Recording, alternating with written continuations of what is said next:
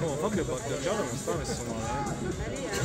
Lì non so se davanti, però no, secondo, terzo.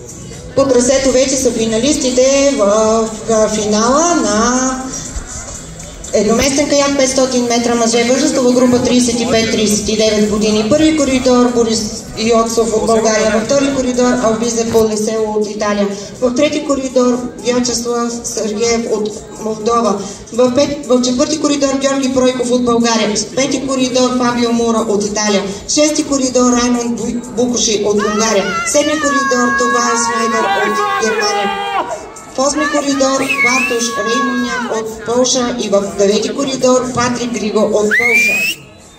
Adesso Fabio, vai! To the finish line are passing the athletes. Vai Fabio! Dai Fabio adesso! Dawaj Patryk, dawaj teraz! Krócej!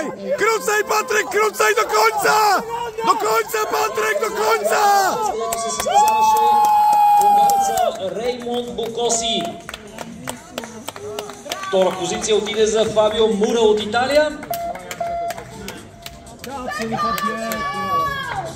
Бронзовия медалист в надпреварата.